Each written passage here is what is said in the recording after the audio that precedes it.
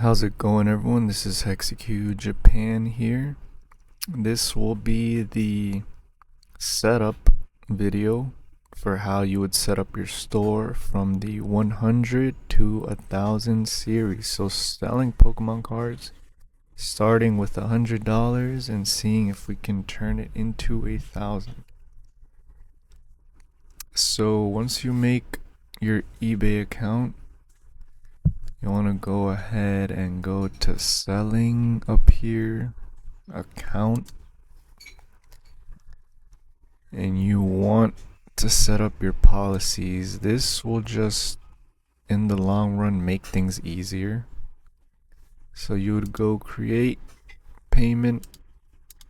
I'll just edit mine here since I already made it. You want to put a name, require immediate pay. You don't want buyers to click buy it now and then just not pay. Second one is return. You would do that here to make it. I'm just editing them down here since I already made them. Card return. eBay favors buyers who have these 60-day free returns. They'll put you higher up in the search. International, accept them, but I don't pay for them personally because the shipping is expensive. Then your shipping policy, actually you want to go here first. Shipping preferences. You want to make a rate table here.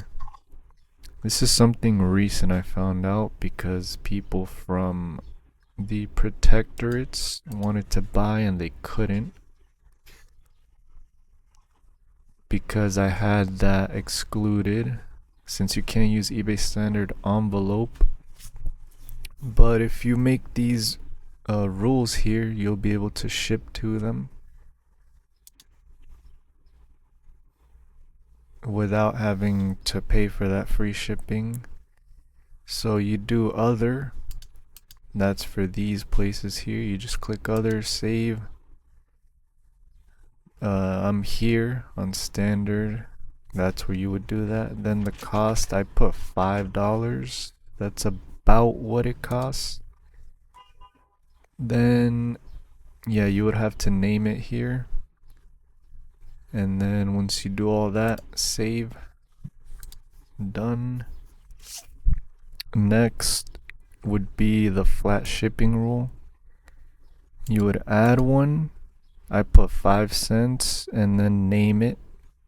And this is so if somebody from the protectors wants to buy more than one, they pay more than one card, they pay the base $5 and then 5 cents for each additional one. Because you know, if you get somebody that buys a lot, the package weight will go up, so it kind of offsets that a little bit, so you don't have to pay more for the shipping, but you would still offer the free shipping for everywhere else. And you would use that same shipping policy and rule for international orders. That's what I do. So once you have that boring stuff set up, you go to selling here. You'll probably have nothing if you haven't listed anything. Then whatever card you're trying to sell, let's do this one. You will go to eBay, search it up, whichever card it is. Usually I just put Japanese Pokemon, then the fastest way would just be the name and the card number, but that's how I did it for this one. You go buy it now, you go shipping lowest, price plus shipping lowest. So here we have this as the lowest. Yeah, this one $4.49, $45. So you would actually, if you don't have a listing, you would look for a card that has a good name. A good name is usually the or a good title, I mean, for the listing. Good ones are usually card name and then number. So let's just use this one, which is mine. Then you go sell now. That would be the easiest. It'll bring you here. So then you would put your card photos. If you don't have a scanner, I'd suggest a black background. And that way you can see any white. It's easier to see. You would put the title here. Category, collectible card games. If you click sell similar to another listing, it should have most of this filled up already. Game, all this. I can scroll slowly. You can see here how I have a list filled out. All of this. If you really want to, this is probably, I would say, do this now. The way I have my listing thing set up, I don't do this, but in the future I'll see how I can automate putting the names, because that's some people buy only by artist. So in the beginning, if you don't have much, I would suggest putting that too.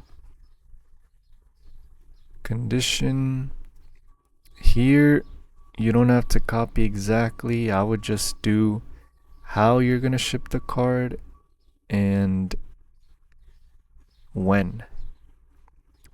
So like you see here, my preferred method is the sleeve, card saver, and then the envelope.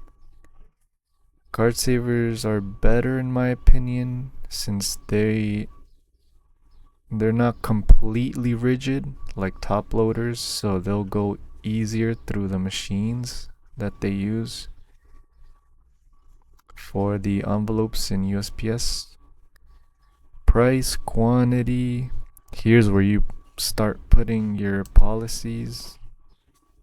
Card payment, you want to allow offers, puts you higher up in search.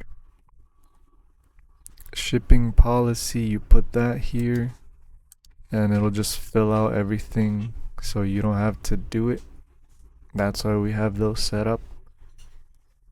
Then preferences, this is where the return one goes. You do that. And then that's pretty much it. You put list now. And then that's your listing. That's pretty much it for the basic setup. Then you would just do that over and over. List all your cards that you have.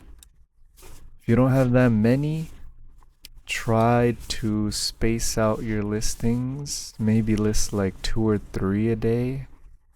Because the way eBay works, they want to see you listing every day in the beginning. Once you have like a big store, like a ton of sales, if you don't list a day, it's not, you'll still get sales. It won't mess anything up with the algorithm, but in the beginning you want to be listing daily. So you would do that. See if you have any cards in your collection you can sell, or any bulk. Just try to have stuff that you could keep listing. Besides that, I think that's pretty much it. If I missed anything, I'll make more videos. If you want to see where I buy, how I buy, other things relating to like Pokemon business, just let me know. I'll make a video on it. Or if you have any questions from what I've shown here, you can let me know in the comments. I'll be glad to answer. But besides that, oh no, one last thing here. Your feedback. So this is my old, this was an old account I had. I just renamed it and changed the photo. I used to sell the online cards here, like you can see. Or I think I bought something actually. Yeah, you want to have some feedback. You want to have any number here. That way people will trust you a little bit more. So you can buy your packaging supplies on eBay. It's usually the cheapest on eBay in bulk though. But at the start, you probably will not have the funds for that unless you're starting out with a ton of capital. But just try to buy maybe like a pack of penny sleeves or the card savers, and try to buy them from big sellers like these guys, because they'll have the automatic feedback. So as soon as you buy it, you'll get another number here, and that will help also with people trusting you and actually buying. But besides that, if you've watched this far, I appreciate you. Make sure to like and subscribe. I'll be making more videos, and the next one will probably be on an update. See how all this is going. Don't know how long it'll take me for that 1,000 goal. It's kind of a challenge for me, just starting out from scratch, seeing how it's probably different now. So I'll see how this goes.